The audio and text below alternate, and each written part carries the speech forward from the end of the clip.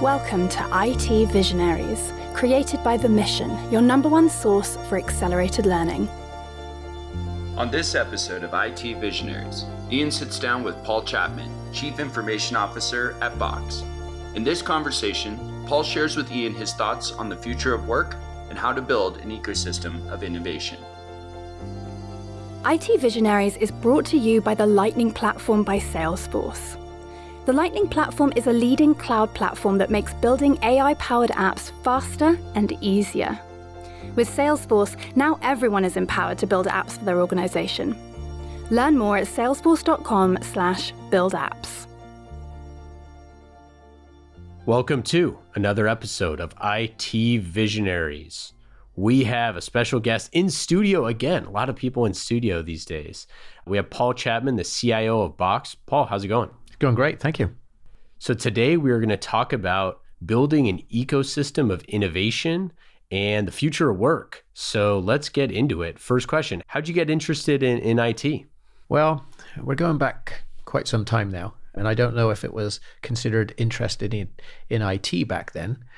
I was actually a COBOL programmer in 1987, so that's how far back we go. But I think really what it was at the time of the emergence of, even the first sort of home computing devices, the curiosity, the interest in home computing, and later subsequently it was less about the hardware and much more about software. And I wanted to be a programmer and a software developer, and that's how I got started.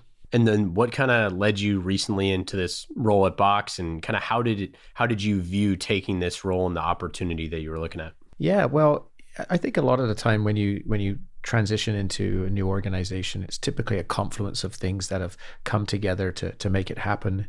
And I was at HP at the time working on future state reference architectures for large enterprises. And what would the future state look like if you were able to reimagine? If you went out 3 years and you started with a clean sheet and an unconstrained view, what would it look like?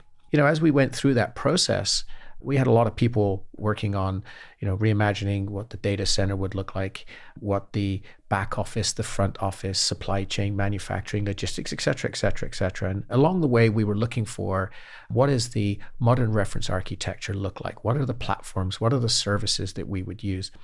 And we called this the draining of the swamp, right? We kept asking ourselves the question, what's left? What's left? And eventually we got to content. More specifically, unstructured content.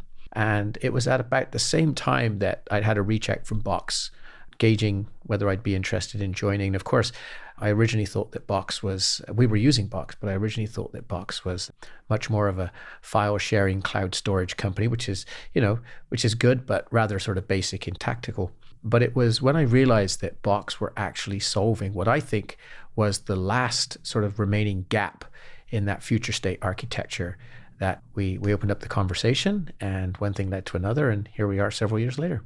It's funny, we were just talking on a previous episode about kind of some of those things that might not be problems now, or maybe are niche problems now, but things like, how do you share a 4 terabyte piece of data instantaneously? Like, how do you collaborate on that? How do you these sort of things? And it's stuff we talk about in IT Visionaries a lot, but it kind of gets at like the changing nature of work. There's going to be things that in the not too distant future, and like you said with content, that started changing, but the requirements for what we need to do as employees is going to change dramatically. Like, what were some of those things that you saw that were kind of like triggers for that? Something that's also equally important outside of adding value to, say, the unstructured content that's in Box. We're doing a lot of things with machine learning and AI today and so on. It is this ever-evolving world of compliance and regulatory conditions. That is a forever changing, ever evolving. There are new regulations this year. We were in the GDPR space. Yep. European regulations, data sovereignty, safe harbor acts, and every sort of region has data residency requirements and so on and so forth. So there's a compliance and regulatory piece to this, as well as adding value to the unstructured content. The ability to, as you think about organizations that are global in nature, they're partnering with, they have suppliers, partners, they have a global organization, they're collaborating with people in Germany, in the UK, in the US, in Japan, and the ability to create these sort of seamless, frictionless experiences for collaboration is critical today, and it's critical for the future of work, I believe. So as the CIO, like, how do you build this ecosystem of innovation? Like, what are you looking at from your perspective? How do you have like buy-in from other executives to do this? Like, what's your kind of mandate that you look at this and say, how do I foster an ecosystem of different partners and people and vendors and customers and all of that into this kind of innovation landscape where things can happen at faster, more scalable, more reliable and secure?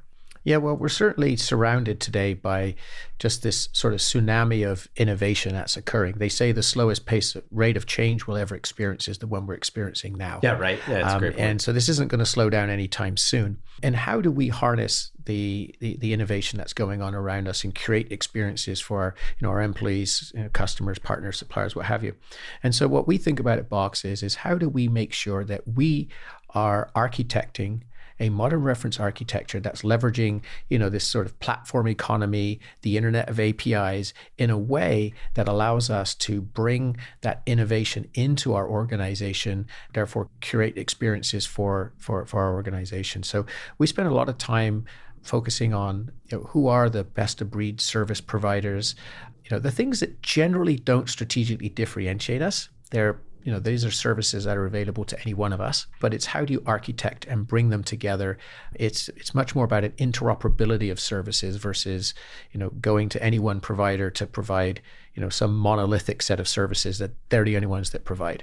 Yeah. And like, what does the decision-making look like for that? Like, do you use mental models? Like how do you choose stuff? Because I know, especially in an age where, we talked about before we got on here about this idea between like hard ROI versus, soft ROI or whatever it is. But you kind of, as a CIO, have to have mental models of like, how do you choose these different things to work on? And what are you looking at? What are you looking for? What type of innovations are you seeking out as you go kind of with your day to day? Yeah, I think a couple of things, as we said earlier, one of the things that sort of traditional sort of investments looked at was, what is the hard ROI on this investment? If I spend $1, do I get $1 back or more?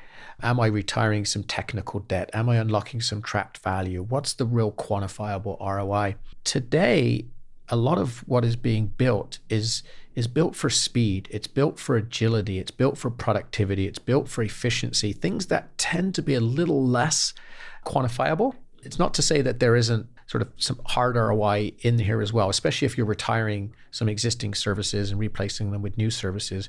But we really like to think about, how do we focus on creating an environment where our employees can be as productive as possible? How do we take the work out of work? How do we create frictionless experiences for our employees so they can do their best work? And so when we think about our investment in services, it's a lot about how do we invest in automation or platforms that allow us to automate, integrate, that are much more data driven, that allow us to give us insights into how to make things better in our environment. So that's what we really focus on. And what are some like examples? I don't know if you can share some examples of things that you've done that have kind of, you've seen a way to maybe measure some of that success, whether that's like qualitative or quantitative? A few things. I think first off, we do measure what I would say sort of in a traditional way, the number of sort of support sort of requests that come into the IT organization, the tickets, right? But what we do is we spend a significant amount of time, and this is a basic use case, right? I'm just talking about tickets as a basic use case here. Understanding causality for why those tickets are even being created in the first place. And what is it? We take an outside-in view, not an inside-out view. It's not how fast did we respond and how quickly did we close and so on. It's much more around how do we eliminate going forward? How do we prevent these things from actually occurring in the future? And we've done a number of things there where we've just drastically seen the codependency on the IT organization go down. It's like the harder we work to not be needed, the more needed we are. Oh, that's so funny. And so it's worked out really, really well, where because of our architecture, it's allowed us to digitize experiences that could be anything from two-factor authentication of unlocking, password lockouts and things like that, that we're generating thousands of tickets on a monthly basis. Wiped out, gone. But It's not just the fact that you don't have the codependency on IT anymore. It means that the person that was relying on IT to resolve something is being back to being productive as quickly as possible. We have, those are the sorts of things that we're doing.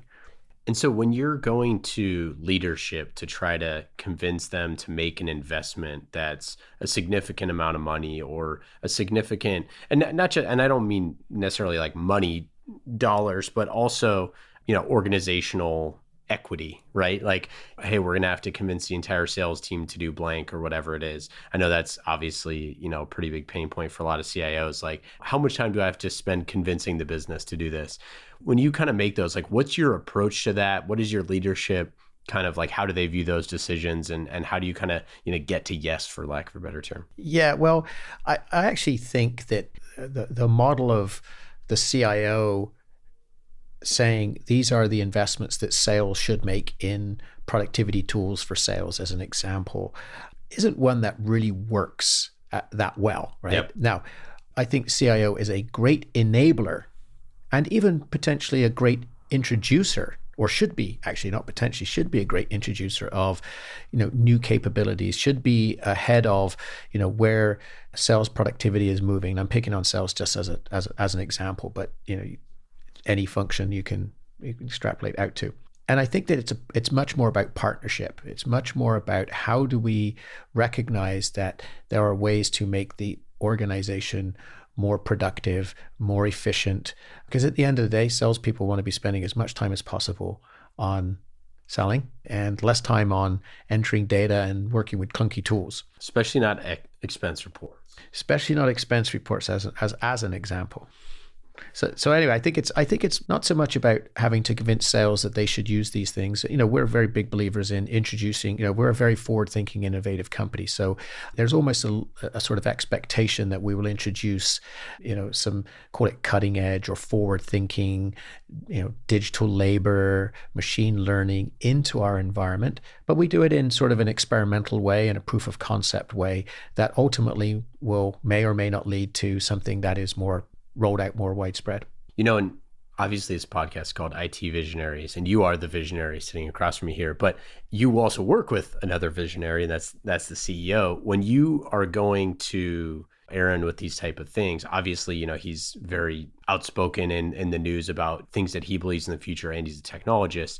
How is that kind of relationship? I mean, you don't have to say, behind the doors, but I mean from the sense that as a technologist working with other technologists and working with a leadership team that clearly has a mission and a vision for the future, how do you kind of work those types of scenarios? I would add he's annoyingly right most of the time as well. And there's no shortage of advice on how you can do your job better when you work with somebody who's running 1,000,000 miles an hour and is way out in front of where you are.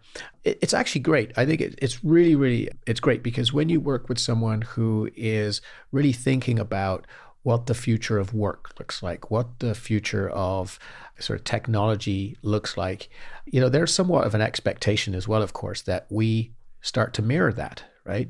We can't be saying this is where we think everything is going and this is what it should look like. And then we look at ourselves and we can't hold up a mirror that reflects that. So that's great from an alignment perspective in that regard. Of course, I think sometimes the reality of how fast we can go, even at a forward-thinking company like Box or an innovative company that's wired for sort of a faster rate of change, I think that, we still have to run our business. We still have to take orders and, we still have to support our customers and these things. As we've got bigger and more successful, you can't make change as quickly as we were when we were half the size. So I think the bigger challenge is how quickly we can go. And Aaron certainly spends a lot of time on thinking about speed and creating frictionless decision-making processes so that we can go as fast as we possibly can. How much time do you, not necessarily by percentage or anything like that, but how is your time kind of spent dealing with technical debt versus, like keeping the show running versus spending time with customers versus finding innovative solutions? How do you kind of structure your organization to look at those challenges? Yeah, it's a great question. And something I think from a perspective standpoint, certainly have a good point of view on, given the fact that I've worked in more sort of legacy type organizations that were built at a different time, that generally built up a fair amount of what you would call technical debt, a sort of legacy architecture, and a lot of investment in budget goes towards just keeping the lights on and running, the legacy environment, which gives less time to spend on things that I think add higher value, which in my case is getting closer to customers and closer to revenue and really closer to feedback. I think feedback is a gift, and the closer you are to the customer or prospective customers, the more feedback you get.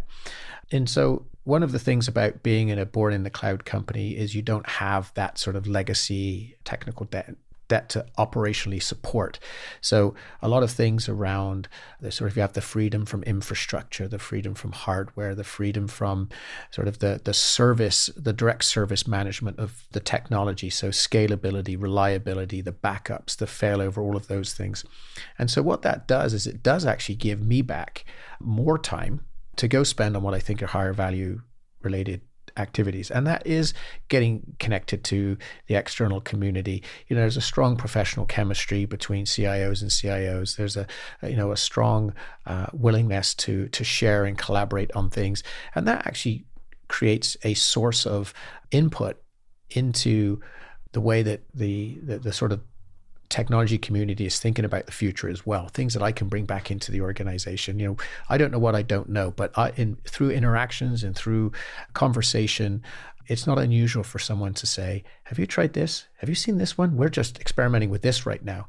And I do the same. We're looking at this, we're experimenting with this. And you get to learn what's out there in that ecosystem that other CIOs are actually experimenting with and trying out as well, which is great for me to be able to bring back to my organization. Yeah, what's it like being a CIO who works with other CIOs? I think that there's kind of, obviously the world kind of gets broken up into tech companies and non-tech companies sometimes, for better or for worse, even though, we're all tech companies now, so it shouldn't really matter too much. But I think that there's also kind of this other split where you have like CIOs that are working with and selling to other CIOs and CIOs that don't. And I think that there's some level of kind of camaraderie there that's kind of cool and fun from, what you've said and I've heard from other folks. But there's also kind of a sense of innovation and looking for other cool things that is happening that I think is a little unique. Yeah, it actually is. I feel sort of fortunate and blessed that I think that actually makes the role, it gives a different dimension to the role that's actually call it fun or enjoyable part of the role. I think the reason why it works is that there's I'm a buyer of services and technology as well, right? It just happened to work for a technology company. And so you're able to have a more broader conversation about, I've sat in the seat, I sit in the seat, I can appreciate there's sort of the ability to commiserate and understand, as well as the ability to talk about and understand the challenges that, different organizations in different verticals and different industries have different sets of challenges at any given point. Some of these are financial pressures. Some of these are, the ability to attract talent. Some of these are legacy technical challenges that are trying to change. Some of these are transformation challenges. And the ability to relate and have those conversations is something that is easier for a CIO to have with another CIO. Switching gears a little bit towards kind of the talent side of things. You've written about, the pain of change is mandatory, right? How do you think, folks can grow their career in IT and become, whether it's leaders in IT or really high quality folks? What's a few of the secrets that you've seen in your career? Well, I'll add to your statement a moment ago about the pain of change is mandatory. It's the suffering that's optional. And then if you don't like suffering, you'll like irrelevance even less. Yeah. If you go back to something I mentioned earlier, I was a COBOL programmer in 1987, and certainly constant change is the steady state. And as an IT professional, in any role, if you don't learn to reinvent yourself over time, then you actually do become less relevant. You're like your own legacy system. That should be, we'll do a That's blog actually post true, about right? that. That's true. You're your own legacy system. Yeah, I like that. You are your own legacy system. But I also think that that's actually what makes the sort of the IT world, it can be quite sort of taxing or exhausting in the fact that you're under this sort of constant change to stay relevant. But it's never boring. It's not like I'm doing something that hasn't pretty much changed for the last 20 years or 30 years. And so when I look back, I think about all the things I've done. I was a Java programmer. I programmed in C. I've done many, many different things. The ability to reinvent and stay relevant and have a variability in what you do has been really a fun part of. It's not for everybody. I will say that. But I've enjoyed that part of it. So then what would you kind of say for folks that, for those first-time CIOs or first-time VPs of IT, that what would be your big takeaways or your big lesson for folks stepping into those roles? That's a good question. I don't know if I've really thought about the big takeaways for the first time you step into it. I think most people that end up in the role, I think, have already been sort of battle tested and have a certain amount of grit or scrappiness to the way that they're able to deal with being knocked down and getting back up. Because let's face it, there's you can definitely have the villagers out with pitchforks aimed at IT when something goes wrong, right? And so you have to build up a certain resiliency to the fact that it's not personal. Sometimes it can feel like that it's professional, not personal. And I think that most people that sort of step into that CIO role have done that because they've been in these environments that have helped them to grow and learn and have broad perspectives on things. I think that the thing that I found probably the most important as a big sort of lesson, if that's as you will, is that you're the one now who has to be constantly thinking about where the organization is going, as opposed to being part of sort of following where the organization was going, right? And so there's no one else to turn to, really. You're responsible for that strategy. You're responsible for that direction. And how do you bring an organization along to buy into where you think the future is going, especially in technology where you don't actually, because it can change, or it does change fairly quickly. That's a really interesting distinction. And I think maybe it's part of the reason why we're doing this podcast in the first place. But I think that it's about listening when you're in the leadership role, and it's about finding inspiration about where the future is going, because nobody really knows. But if you're cobbling together enough things, if you're listening to the market enough, if you're talking to both old companies and new companies, I think there's a misconception that like old companies are inherently, boring or uninnovative. But if you've been around 150 years, like there's a reason why, right? Yeah. Like, and I forget who said it, but somebody was famous for saying that basically like a company has a half-life a lot of times, where it's like if it took you 100 years to get there, it'll probably take you another 100 years to die, sort of thing. So CEOs need to figure out where they are on that trajectory. Yeah. Like, did we just start dying or not? But I think that it's a really astute observation that when you're new in the role, that a lot of times you need to look external to the organization to find that inspiration, rather than, just looking up to your boss. Because if your boss is the CEO or the CEO or whoever it is, it's like, obviously you're going to be able to pull a bunch from them, but they're not paying you to regurgitate their ideas. That's right. They're paying you to find new ones. And I would add, it's easy to fall into the trap of thinking that you have the answers necessarily. And you mentioned about listening, and I think it's a very hard thing to do, but something I've certainly catch myself and practice as much as possible. I don't know if it's a habit just yet. I think it's a tough one, and it's listen to be wrong.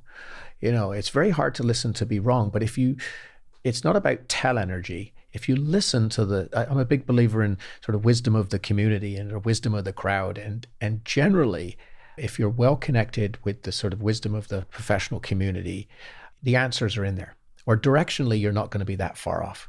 Yeah, I mean, that really is why having IT visionaries talk about the things that they see, that they're seeing, the problems that they've dealt with in the past, and how those inform things in the future is important, for us here at The Mission, and why we created the podcast. But also, I think that a lot of times, like, you just need to be able to step out of yourself and just say, like, could I listen to what some other gal has gone through and hear those sort of things? Because it might inform the decision that I've been staring at for the past 2 months of whether or not I should buy or build or whatever the scenario is. What technology are you most excited about? Oh, for sure, that would be the machine learning and the AI capabilities that are really starting to come into fruition now. Some of the things that we're seeing in terms of just intelligence and speed and digital labor, that's, the rise of digital labor and digital assistance is just, I think, almost boundless to how it's going to help improve our ability to work and do things in the world today.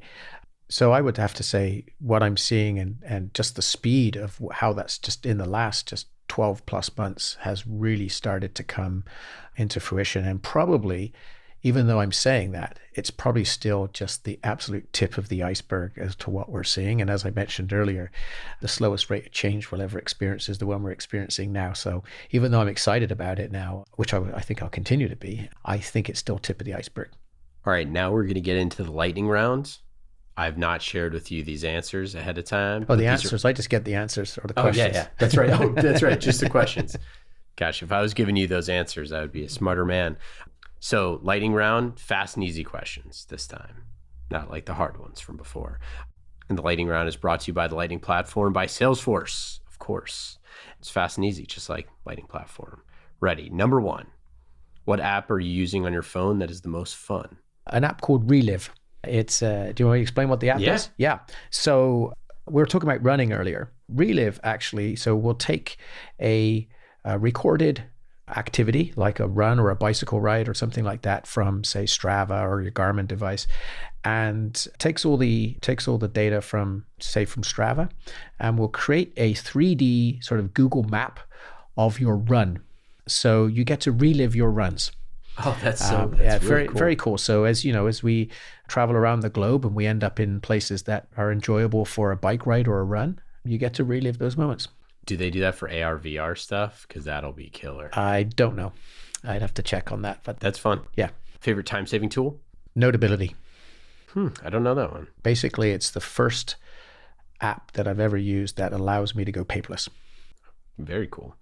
Do you have any favorite AI or chat bots that you've seen recently? I'm starting to get accustomed to some of the Google AI stuff that's sort of interweaving its way into my calendar and my Gmail and completing sentences for me, suggesting responses, telling me how long it's going to take me to get from A to B, and so on and so forth.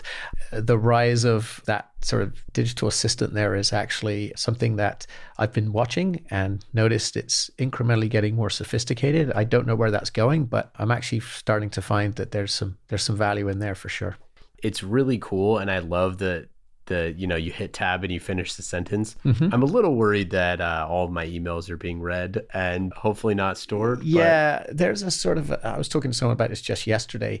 There's a little bit of sort of privacy or sensitivity on that side, but it's sort of like, in order for these learning algorithms to learn about you and your patterns, it's like if you contribute, you can get the value back. If you don't contribute, you can't get the value back. So it's a little mutually beneficial, I guess. It's what they do with your data, and that's, it can be sensitive. We had one of the team members at Oblong where they're creating conferencing rooms that are kind of similar to what was created in Minority Report and some of the other things using those technologies. And it always, every time I see those, the AI and the chatbots that do that stuff, I always think of Minority Report, where the guy walks in, he has a new set of eyeballs, and it's like, it says the whatever guy's name is, and he's a different race because he, used somebody else's eyes. But I feel like that's coming, where you walk in the room and it's like, hello, Mr. Faison. And you're like, oh, geez. And it has like different, whatever it is. Yeah, I don't spend too much time thinking about eyeball replacement, but yeah, your imagination could certainly run amok with what the future could possibly hold, that's for sure.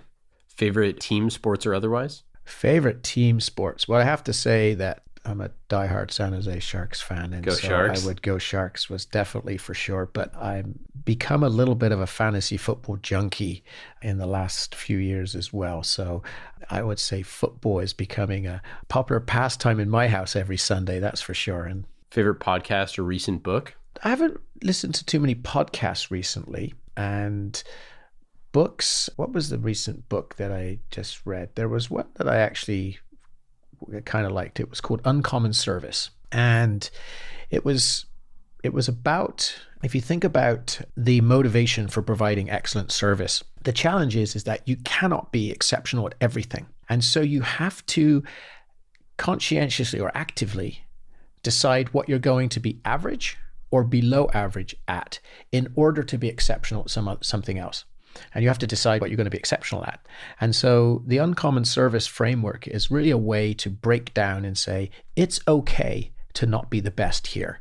It's okay to be average here, but it's not okay to not be exceptional here. I found that to be an interesting book. I'm writing that down. That's really interesting. Okay, favorite one-day getaway in the Bay Area? I actually keep it relatively simple. I live in San Jose, so a trip over the hill down to Santa Cruz or Aptos and is a good day out for me. I was just in Aptos. I love Aptos. Okay, final question of the lightning round. What do you do for fun? I would say a couple of things. I do like to get up and run in the mornings. It's sort of a great way to start the day for me. I normally goal myself with 3 to 4, maybe half marathons on an annual basis. More than that's a little tough, and greater distance than that is actually harder to schedule as well. Oh yeah. So I enjoy doing that, but I think if I was to pick, it's probably my scuba diving. I'm an avid scuba diver, have been for many, many years. I travel to many different places, diving, wreck diving, diving with sharks. I actually actively look for locations there you can do that. And turned out that my youngest daughter, who's now 15, also has become an avid scuba diver. And just to Hawaii 2 weeks ago, she got her advanced certification. And when she passed her open water certification, she was only 10 years old and was the youngest certified PADI open water scuba diver in the world at the time. So that was crazy. Her primary. Yeah, she was just 10 years and 3 months old when she did that. So we get to do a daddy-daughter fun thing as well. That's it for the lightning round. Lightning Round is brought to you by the Lightning Platform by Salesforce, leading cloud platform that makes building AI-powered apps faster and easier. Building apps is everyone's business, and you can learn more at salesforce.com/buildapps. All right, final question of the whole shebang here.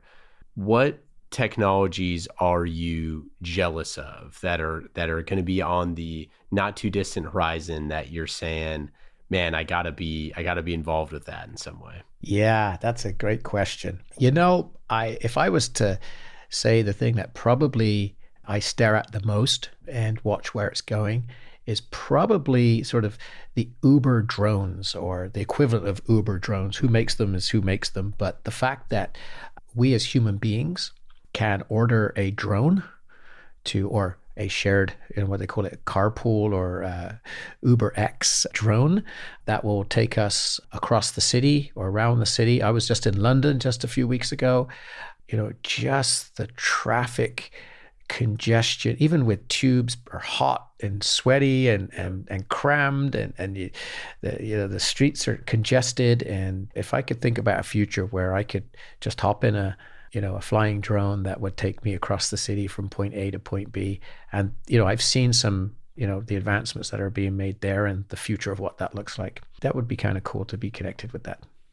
Totally agree. Our view of the Jetsons in 2062 is hopefully coming soon. That's it. Any other stuff? Anything else?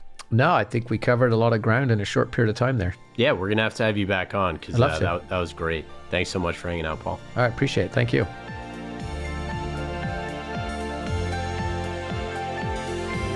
Thank you again to our friends at Salesforce. IT Visionaries is brought to you by the Lightning Platform by Salesforce, a leading cloud platform that makes building AI-powered apps faster and easier. With Salesforce, now everyone can build apps for their organization. Learn more at salesforce.com/buildapps.